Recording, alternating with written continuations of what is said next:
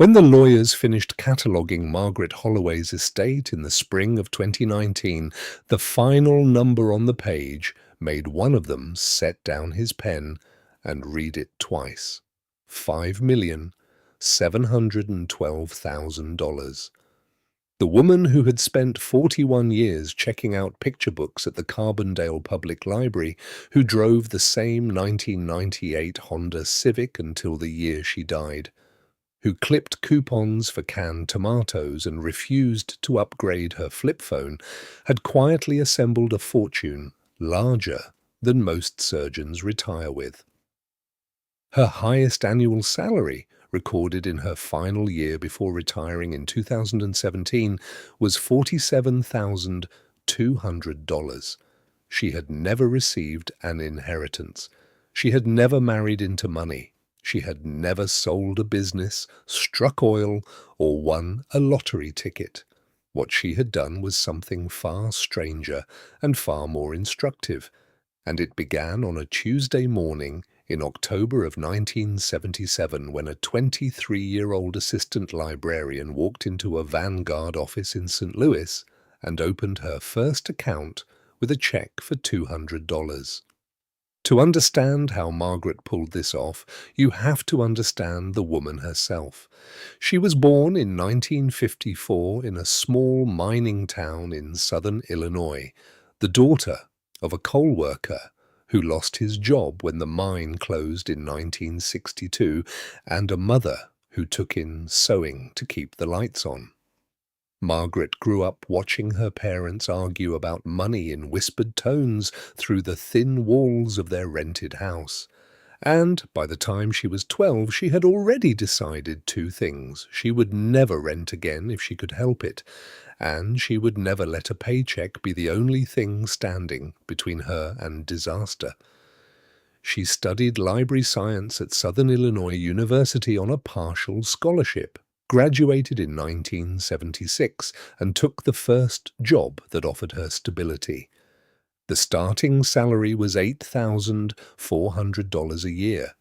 It was not glamorous, it was not even comfortable, but it was a foothold, and Margaret understood foothold mathematics in a way most people never learn. Here is where the story gets unusual. In 1978, just 1 year into her career, Margaret made a decision that defied every piece of conventional advice her co-workers gave her. Instead of renting a modest apartment near the library, she bought a small 2-bedroom house at the edge of town for $19,000. Then she did something even stranger. She rented out the second bedroom to a rotating series of graduate students from the local university, charging them between $150 and $200 a month depending on the year. For the next 32 years, until she finally paid off the mortgage and decided she wanted her privacy back in 2010, Margaret lived with a roommate. Sometimes the arrangement was wonderful. Sometimes it was awkward. One tenant left in the middle of the night without paying. Another became a lifelong friend who later flew in from Seattle to attend her funeral. But the financial mathematics were undeniable. That single housing decision covered her mortgage payment almost entirely for 3 decades, freeing up roughly 40% of her take-home pay to flow directly into investments. While her colleagues complained about rent increases and remortgaged their homes to fund kitchen renovations, Margaret was funneling every spare dollar into 3 index funds and letting compound interest do the heavy lifting. The 3 funds, if you are wondering, were almost embarrassingly simple. She held the Vanguard 500 Index Fund, which she opened in 1977, just 2 years after Jack Bogle launched the original index fund concept. She added the Vanguard Total Bond Market Index Fund in 1986, when it became available. And in 1996, she added the Vanguard Total International Stock Index Fund to diversify outside American markets. That was it. 3 funds. She never sold a share, during the 1987 crash. She never sold during the dot-com collapse in 2000. She did not flinch when her portfolio lost nearly 38% of its value in 2008, a year when her account statement showed paper losses of over $400,000. Her neighbor, a financial advisor who heard about her holdings at a community fundraiser, once asked her how she stayed so calm during downturns.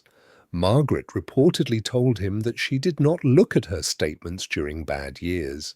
She simply kept depositing money on the first of every month, the way her mother had taught her to put coins in a jar when she was a child. Buy when prices are low, she said.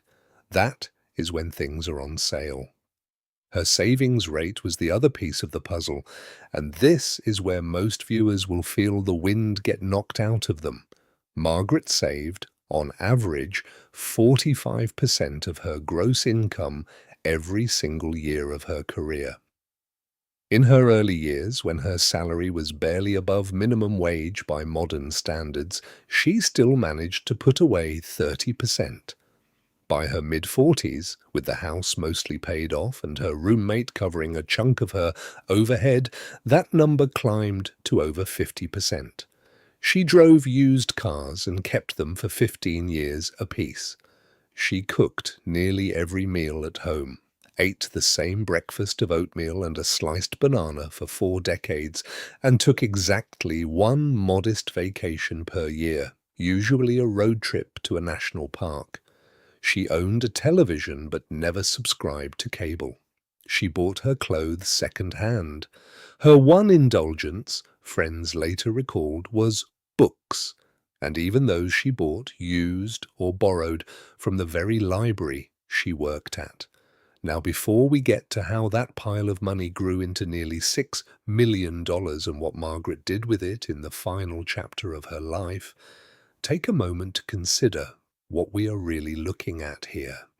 A woman with no extraordinary income, no inheritance, no business, no luck, no special education in finance, built a fortune that outpaces 98% of American retirees.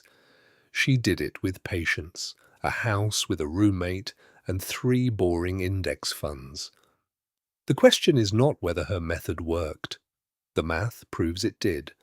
The question is why almost no one else does what she did, and whether you could actually replicate even a fraction of her results starting from where you are right now. The compounding effect on Margaret's portfolio is what turned discipline into wealth. By 1990, after 13 years of consistent investing, her portfolio had grown to roughly $140,000. By 2000, it had crossed $700,000. By 2010, despite the brutal 2008 crash, it sat at just over $2 million. And in the 7 years between her retirement and her death from a sudden stroke at age 65 in 2019, the bull market of the 2010s carried her holdings from roughly $3 million to that final figure of $5.7 million. She had been receiving Social Security and a small pension from the library system, which together gave her about $31,000 a year, more than enough to cover her modest expenses. So in retirement, she actually withdrew almost nothing from her portfolio. It kept growing. It kept compounding, untouched. When her will was read, the community learned that Margaret had quietly arranged for nearly the entire estate to be donated. $2 million went to the Carbondale Public Library to establish a children's literacy program in her name. $1.5 million was split between 3 scholarships at Southern Illinois University for first-generation college students from low-income families. Another $1 million went to a local food bank that had helped her family during a particularly hard winter in 1963. The rest was distributed to a handful of friends, former tenants, and one elderly neighbor who had brought her soup when she was recovering from knee surgery in 2014. So, what can you actually take from this story and apply to your own life starting this week? Here are 3 lessons that come directly from how Margaret built her wealth, not vague platitudes about saving money. First, find a way to drastically reduce your housing cost, because housing is the single largest expense in nearly every American budget, and shrinking it changes everything downstream. Margaret did this through a house hack, renting a room she owned, but you can do it through buying a duplex and renting the other unit, moving to a lower-cost city while keeping a remote job, or buying a modest home below your approval limit instead of stretching to the maximum a lender offers you. The goal is to free up at least 20% of your gross income for investing within 5 years. Second, automate 3 boring index funds and refuse to touch them, no matter what. Pick a total stock market fund, a total international fund, and a bond fund. Set up automatic transfers on payday, so the money moves before you can spend it. Do not check the balance during crashes. Do not chase the latest meme stock or crypto coin. Margaret's average annual return was roughly 10.2% across her career, which is essentially the historical return of the S&P 500. You do not need to beat the market. You just need to stay in it. Third, calculate your real savings rate this month, not what you think it is, and write the number down. Most Americans believe they save 10 to 15%. Most actually save under 5%. Margaret tracked every dollar in a paper ledger her entire life. You can use a spreadsheet or an app. The point is that what gets measured gets improved, and a savings rate is the single most predictive number for whether you will be wealthy in 30 years. Margaret Holloway died with $5.7 million and no children, no spouse, and no regrets, according to the journal she kept on her bedside table. But her story raises one more uncomfortable question that I want to explore in the next case study, because it involves a man who did almost everything Margaret did, saved aggressively, invested in index funds, lived modestly, and yet ended up with less than 1/10 of her net worth at the same age. What was the one mistake he made that she did not?